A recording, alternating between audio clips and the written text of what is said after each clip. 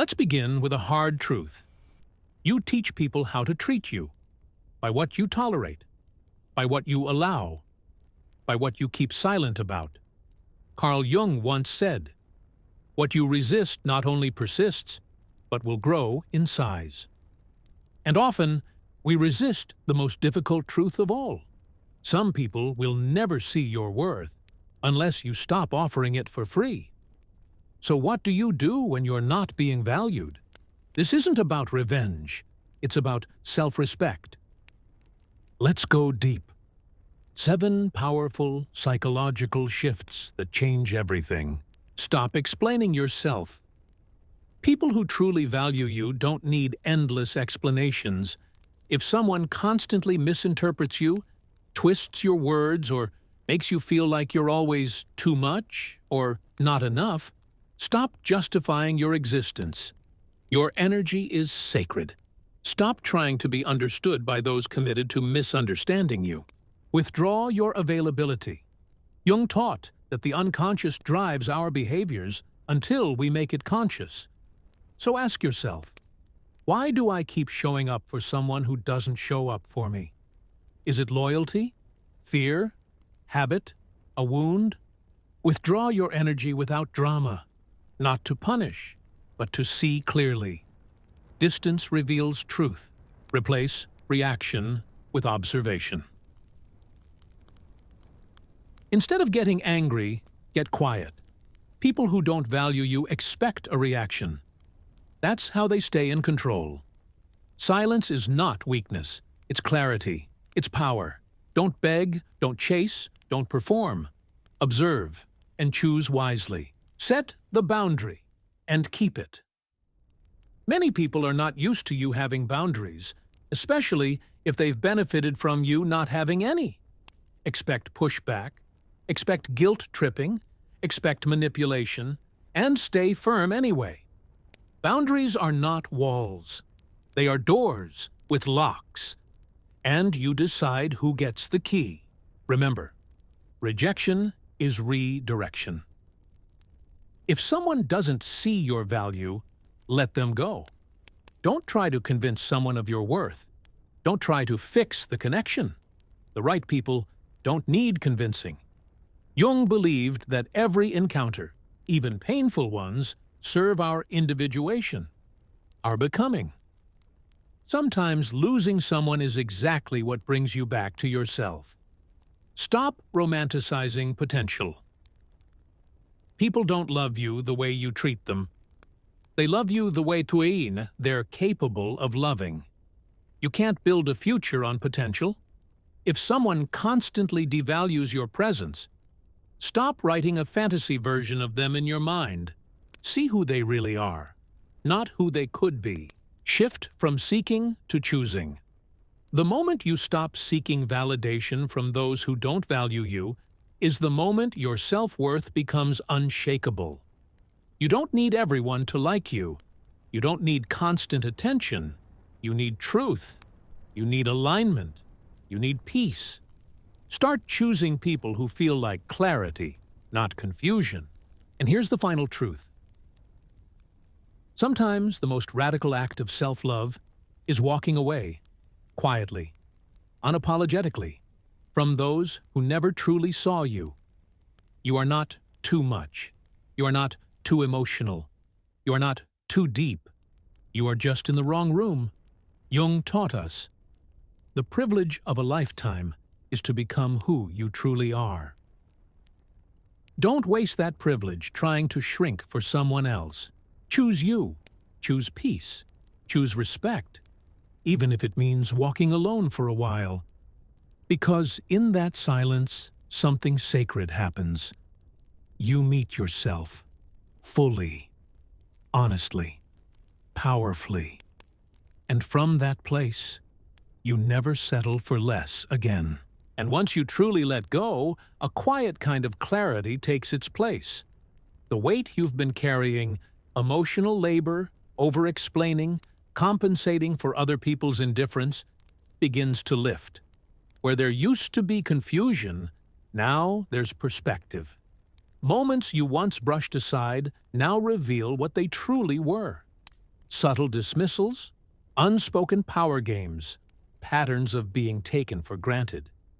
Without the constant noise of proving yourself, your instincts return. You no longer interpret neglect as something to work harder against. You simply recognize it and move on. What once felt like love now looks more like a habit.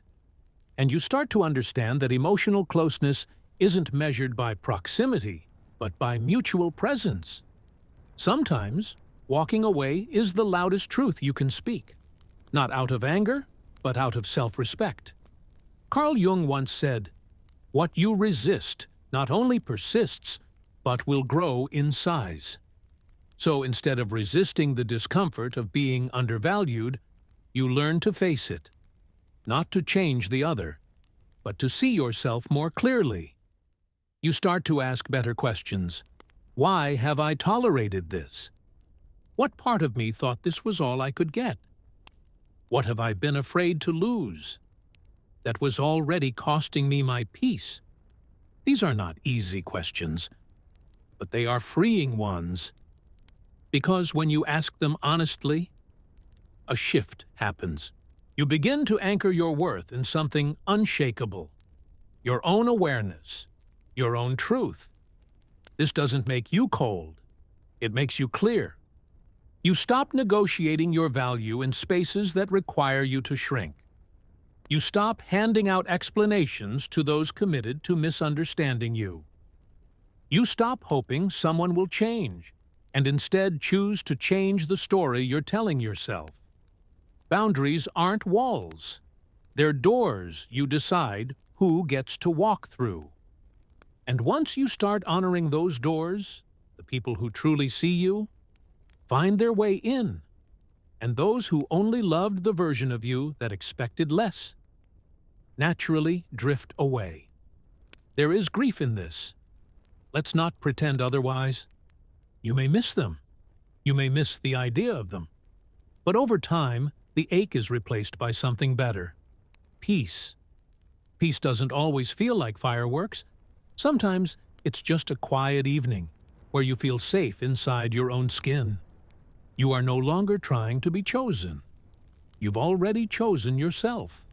And in that choice, something sacred begins. A new chapter, a deeper life, one where you don't have to fight to be seen.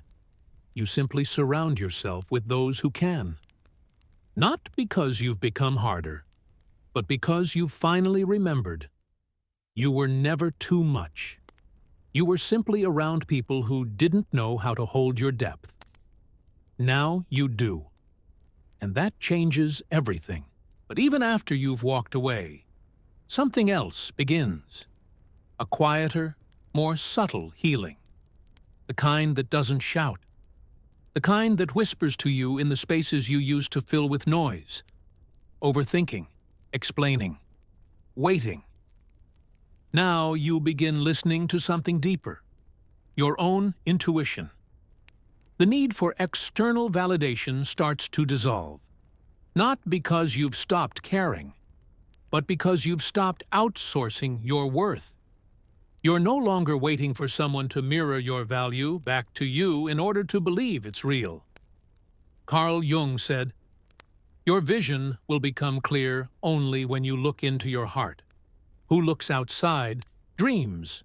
Who looks inside awakes."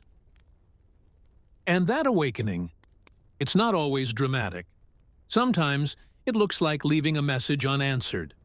Sometimes it's choosing silence over justifying yourself again. Sometimes it's sitting in your own presence without needing to be needed. You realize that love, true love, is not about proving. It's about being. And from this space, something else happens. Your standards rise naturally. Not because you're trying to be difficult, but because peace is expensive. And you've paid the cost for chaos before. You begin to notice how your nervous system reacts to certain people. Not from a place of judgment, but from awareness. You're no longer attracted to the adrenaline of inconsistency. Instead, You crave what's steady, what's clear, what's real. You begin to ask, who adds to my peace, not just my passion? Who sees me, not just when it's convenient, but when it's hard? Who can meet me where I actually am, not where it's easy to love me? These questions filter everything. They help you move from survival relationships to soul-aligned ones, from connection that drains to connection that expands. Not everyone will make the journey with you. Some people are only aligned with your unhealed self. And as you grow, the bond dissolves. It's not betrayal, it's evolution. And even when the letting go hurts, something deeper is born: discernment.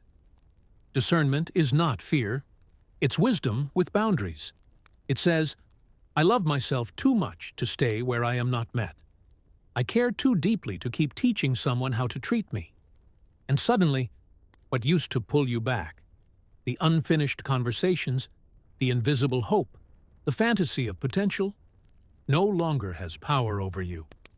Not because you've become indifferent, but because you've chosen to live in truth, not illusion. That's the moment you step into your real life, where your time, energy, and love are sacred currencies, and you no longer spend them recklessly, because now you've remembered something that changes everything. You are not here to be understood by everyone. You are here to live deeply, to love fully, and to be free. Free from performance, free from smallness, free from seeking permission to exist fully as you are. And those who are meant for you, they won't require you to shrink. They will meet you in your fullness, because they've met themselves first. This is the power of withdrawing your availability from those who could not hold your value. It's not punishment, it's alignment. And from this alignment, you don't just find peace, you become it. So if you're standing at that crossroads now, wondering whether to keep proving yourself or finally choose peace, let this be your sign. Stop waiting for someone else to recognize your worth. Stop trying to be enough for those who never intended to meet you halfway. Your energy is a sacred gift. Protect it. Your love is not a transaction. Offer it only where it's truly received. And your presence, that's the rarest thing of all. Carl Jung once said, solitude is not the absence of love, but its complement. Once you know how to be alone, you're no longer held hostage by those who fail to see you. You're not here to convince anyone.